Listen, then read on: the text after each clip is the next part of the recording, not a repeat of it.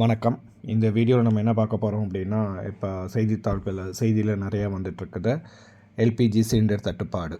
ஓகேங்களா? அதை பற்றி தான் நம்ம இப்போ ஷார்ட் அண்ட் ஸ்வீட்டாக பார்க்க போகிறோம். ஸோ மத்திய அரசு எசென்ஷியல் கமாடிட்டிஸ் ஆக்ட் 1955 பயன்படுத்தி ஒரு முக்கியமான ஆர்டரை பாஸ் பண்ணியிருக்காங்க. அதை பற்றி என்னன்னு போகிறதுக்கு முன்னாடி இப்போ இது என்ன ஹிஸ்ட்ரின்றதை நம்ம கொஞ்சம் பார்த்துக்கலாம். ஸோ இந்தியா தன்னுடைய எனர்ஜி தேவைகளுக்கு வெளிநாடுகளை சார்ந்து இருக்குது. அதனால் இந்தியாவில் எனர்ஜி ஓனாக தயாரிக்கலையான்னு கேட்டிங்க அப்படின்னா அதுக்கு இல்லை. இந்தியா ஓனாக எனர்ஜி தயாரிக்கிறாங்க. அந்த சிலிண்டர்ஸ் இதெல்லாமே இருக்குது. பட் நம்மளுக்கு யூசேஜஸ் அதிகமாக இருக்குது, தேவைகள் அதிகமாக இருக்குன்றதுனால நாம் அதை இம்போர்ட் பண்ணுறோம். ஸோ பார்த்தோம் அப்படின்னா எல்பிஜி, எல்என்ஜி, க்ரூட் ஆயில் இது எல்லாத்தையுமே இந்தியா இம்போர்ட் தான் செய்கிறாங்க. ஓகேங்களா? ஸோ கிட்டத்தட்ட நிறைய இம்போர்ட் செய்கிறதுனால எங்கேயாவது குளோபல் சப்ளை பாதிப்பு அடையுது அப்படின்னா இந்தியாவில் குக்கிங் கேஸுக்கு பாதிப்பு ஆட்டோமேட்டிக்காக உண்டாகுது. இது இட்ஸ் செயின் மாதிரி தான் அது போயிட்டுருக்குது. So India LPG, LNG, crude oil இது எல்லாத்தையுமே இம்போர்ட் செய்கிறாங்க. ஸோ குளோபல் சப்ளையில் எங்கேயாவது பாதிக்கப்பட்டால் இந்தியாவில் அதுக்கு பாதிப்பு. இப்போ இதுக்கான காரணம் வெஸ்ட் ஏஷியாவில் நடந்துகிட்ருக்க டென்ஷன். அமெரிக்கா, இஸ்ரேல் சேர்ந்து ஈரானை பாதிப்புக்குள்ளாக்குனதால ஈரான் அந்த ஸ்ட்ரெயிட் ஆஃப் ஹார்முஸை பிளாக் பண்ணியிருக்கிறதுனால அங்கே இருந்து எந்த க்ரூட் ஆயிலுமே இந்த ஆண்டு வரது கிடையாது.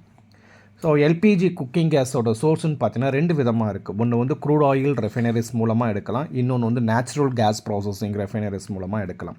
ஸோ இது ரெண்டுமே என்ன பண்ணுன்னா ப்ரோபேன், பியூட்டேனே நம்மளுக்கு கிடைக்க வைக்குது. ரெண்டுமே ப்ரோபேன், பியூட்டேனே கிடைக்க வைக்குது. இந்த ப்ரோபேன், பியூட்டேன் நம்ம பயன்படுத்தி தான் குக்கிங் கேஸ் எல்லாம் பயன்படுத்துகிறோம். ஆனால் அது ப்ரோபேன், பியூட்டேன் குக்கிங் கேஸ்க்கு மட்டுமா பயன்படுத்துகிறாங்க அப்படின்னு கேட்டால் அது கிடையாது.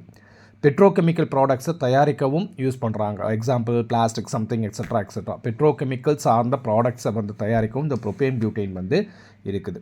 ஸோ இப்போ இந்த எசென்ஷியல் கமாடிட்டிஸ் ஆக்டை பற்றி கொஞ்சம் பார்த்துடலாம்.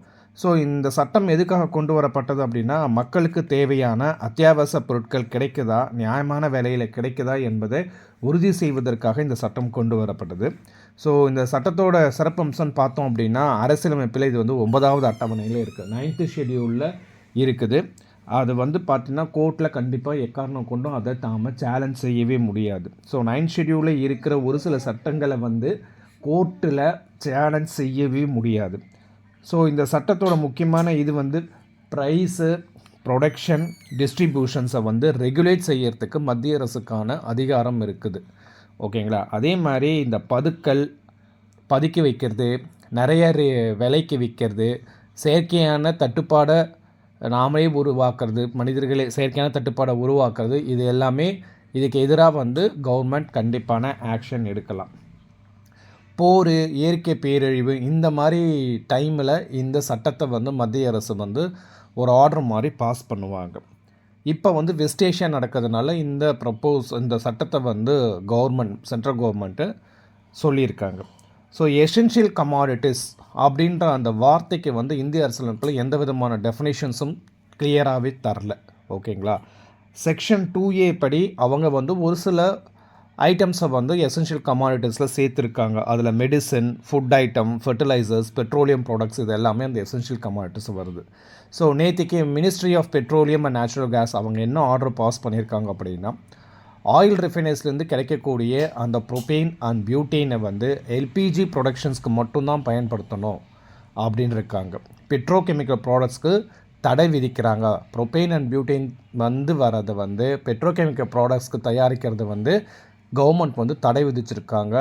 முக்கியமாக எல்பிஜி தான் தயாரிக்கணும். அந்த எல்பிஜி ரெகுலேஷன்ஸ் எல்லாமே, அந்த எல்பிஜி தயாரிக்கிறது எல்லாமே பப்ளிக் செக்டாருக்கான Indian Oil Corporation, Bharat Petroleum Corporation Limited, Hindustan Petroleum Corporation லிமிடெடுக்கு தரணும். அதனுடைய முதல் ப்ரையாரிட்டி ஹவுஸ் ஹோல்டுக்கான ப்ரையாரிட்டிஸ் தான் ஃபஸ்ட்டு இருக்கணும். வீட்டில் இருக்க சிலிண்டர்ஸ்க்கு தான் ஹவுஸ் ஹோல்டு, ஓகேங்களா, வீட்டில் உபயோகப்படுத்துக்கிற அந்த எல்பிஜி சிலிண்டர்ஸ்க்கு தான் முதல் உரிமை தரணும்னு சொல்லியிருக்காங்க. ஸோ இதனால் என்ன ஆகுது அப்படின்னா, ஹோட்டல்ஸு இல்லை ரெஸ்டாரண்ட்ஸு இந்த மாதிரி அதர் இதிலெல்லாம் தட்டுப்பாடு உருவாகும் அப்படின்ற மாதிரி இருக்காங்க. Metro cities like Mumbai, Bengaluru, Delhi, சென்னையில் இதுக்கான ஷார்ட்டேஜஸ் இருக்கிறதா நியூஸ் ரிப்போர்ட்ஸ் சொல்லிகிட்ருக்காங்க. ஸோ இப்போ இது எல்லாமே நம்மளுக்கு சரியாகணும் அப்படின்னா, வெஸ்ட் ஏஷியாவில் ஈரான் அந்த ஸ்ட்ரெயிட் ஆஃப் ஹார்முஸை தடை செய்யாமல் விட்டாங்கன்னா தான் மட்டும் இது எல்லாமே நம்மளுக்கு வந்து ரெகுலேஷன்ஸ் இது எல்லாமே நம்மளுக்கு ஈஸ் ஆகும். அந்த போர் அங்கே முடியாமல் இது வந்து எல்பிஜி வந்து இங்கே வந்து தட்டுப்பாடு கண்டிப்பாக வரதான் செய்யும். ஸோ இப்போ சிலிண்டர்ஸ்க்கு வந்தது, அடுத்தது வந்து பெட்ரோல், டீசல் இது எல்லாத்துக்கும் வருமானது தெரியல. பட் சென்ட்ரல் கவர்மெண்ட் என்ன சொன்னால், there's nothing to worry, panic சுச்சுவேஷன்லாம் எதுவும் இல்லை, நாங்கள் எல்லாமே இருக்குது அப்படின்ற மாதிரி கவர்மெண்ட் சொல்கிறாங்க. பட் ஒரு சாரர் நியூஸ் மீடியாஸ் ரிப்போர்ட்ஸ் வந்து ஷார்ட்டேஜஸ் இருக்குது அப்படின்ற மாதிரி சொல்லிகிட்ருக்காங்க.